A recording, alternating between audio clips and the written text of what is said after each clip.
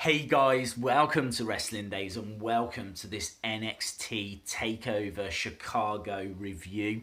Now, at the time of recording this, it is 5 to 4 in the morning, so I don't expect many Christmas cards from my neighbours this year because I have been pretty loud all throughout this pay-per-view, so I'm going to have to kind of keep it hushed. See, now I'm laughing out loud. But yeah, anyway, the show I thought was really strong. It was really good. We might have seen a match of the year. Well, certainly a contender. I don't know if it's going to end up being the actual match of the year, but it's up there, and I think it is my match of the year so far. And it's Tyler Bate versus Pete Dunne. This was absolutely incredible. The title changed, obviously, which I'm not too down about. It is a shame. It's not the way I wanted it to go, but look, I think that both of these guys are so talented that neither of them need the belt. The belt isn't really kind of making them. They make themselves. I mean, every match Tyler Bate has had on NXT, I think I'm right in saying he has had "this is awesome" chants. He's 20 years old. The kid's got it. Pete Dunne as well. I mean, everyone that I've heard has been saying that how special Pete Dunne is, and that they thought Pete Dunne was going to win this, and he is special. And I don't know if he deserved to win this. But I think for me, this now opens up a really interesting third match, because the first one was the final of the tournament. The second one was the match that we've just seen. So now let's have a third. Let's complete the trilogy. They're one apiece. Let's, all or nothing third match between these two. I think Pete Dunne would probably win that. I don't think they would want to, keep the belt going backwards and forwards. But it'd be real interesting. But yeah, I'm not going to talk too much about this match because I did a big reaction video on it, which I'll put in the description.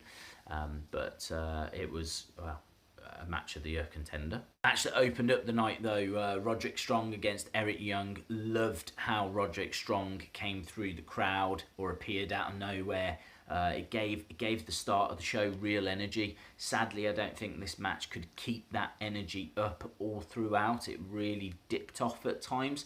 Wasn't a bad match at all. And actually, at the start of the match, I've got quite a lot of praise for Roderick Strong. I thought that he was doing a fantastic job. As I said, it just kind of dipped off at times. They just couldn't maintain that pace, which is understandable. But Roderick Strong got a big victory here with the double knee backbreaker. Lots of knee strikes, and as I said, the pace was quite fast. Then it dipped off, but then it did speed up again as they got towards the end. This was a good opener, not outstanding. Roderick Strong maybe could have done with something a little stronger than this, because everything that we've seen tonight, there's several things that are going to overshadow this match. Then we got Tyler Bate against Pete Dunne, match of the year contender. I don't need to say anymore. And then we got Asuka against Ruby Riott against Nikki Cross. Is it Nikki? It's Nikki Cross, isn't it? And yeah, this was. I gotta be honest. I was still buzzing from the Bate Dunne match, and I wasn't really taking this all in. I think what they were doing appeared to be great. I really liked it when Asuka was caught up in the canvas, like ring apron around the outside of the ring. I thought that was a nice spot. There was a few nice moments actually. Nikki and Ruby really going after each other. Asuka picks up the victory anyway. It felt like it came out of nowhere, the win for Asuka. I don't think she stole one, but it wasn't like some kind of massive spot or moment, and then she won. So, but you know, you get that with triple threat matches. That's sometimes how they go. I much prefer to see championship matches be a one-on-one. So it'll be good to get next time, you know, a one-on-one match for Asuka, and maybe that will be Ember Moon, who very well could end Asuka's reign. You know, they've got a great story now about how Asuka cost Ember Moon her opportunity, and you know, Ember's over with the crowd. Ember's already lost one match against Asuka. It'll be real intriguing to see what happens if there is, and there's going to be, a second match. So yeah, watch this space. Next up, we had the NXT Championship match, and this was Bobby Roode against Hideo Itami, and this was fascinating because it was real back and forth. They kept teasing the GTS. He hit the GTS, but Bobby Roode rolled out of the ring. He was going for it again. He took his knee pad down, but Bobby Roode was able to kind of counter it. Yeah, picked up the victory, basically. Pinfall victory, clean victory for Bobby Roode. Just, you know, straight up reversal, and got the 1, 2, 3. So I don't know where Hideo goes from here. I think there's going to be options for Bobby Roode. You know, there'll be people that are going to go after him. You could argue that Roderick Strong now, you know, could be in the hunt for a title shot. So we'll have to see what comes out of it all. But yeah, it's interesting. It's interesting to see what they do with Hideo. And then finally, the Tag Team Championship match, which was brilliant. For me, not as good as Bate versus Dunn, but then maybe I'm a little bit biased. I thought the crowd actually all throughout the show were fantastic. I have to say that. Chicago, they always are. But yeah, this match had some great spots. Few annoyances actually. I really hate when people like slowly climb the ladder because they know it's not time for the match to finish yet. You know, and Authors of Pain were like really guilty of that. Like really like, and then when it got to the end of the match, like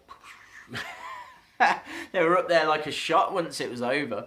But yeah, moments throughout this like, and like when they're lying on the ladders, you know, waiting for someone to jump on top of them. I don't like all of that kind of stuff. That's where I find these matches quite jarring, because I'm just thinking to myself, just move.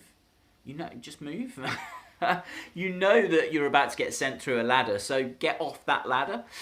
So yeah, but it was a good match. Those are just little annoyances. So yeah, you know, I suppose the main talking point here is that Authors of Pain win. They win relatively clean. You know, Paul Ellering did get involved, but it was kind of well before the end. So it was a relative clean victory. But then it's all about Tommaso turning on Johnny at the very, very end of this broadcast. The other talking point is no Adam Cole. Not that I saw anyway, unless I missed it. But yeah, no Adam Cole, which is a real shock. So that makes me think, are we going to see something on Wednesday? If you were there, maybe you would know a little bit more, because I know it was recorded. Wednesday's show was, I think, recorded before. So don't know. That might already have leaked or something. I've not seen that. So yeah, all in all, look, this was a really strong show. Really enjoyed it. Really entertaining. Takeover always is. We've had a match of the year contender. It really could be the match of the year as well. If you've not seen it, I'd urge that you watch it. A shock as well with Tommaso turning on Johnny, yeah, a lot of intrigue going forward. That's kind of how I feel. I kind of feel like I really want to watch NXT to see, you know, what's happening with Hideo, what's happening with Roderick now, what's happening with Sanity, and so on. So yeah, really good all round. So let us know your thoughts though. If you like the show, if you like this video, let me know by giving the video a like, and let me know in the comments below your thoughts. If you haven't subscribed to the channel yet, please do, because obviously we've got Backlash tomorrow.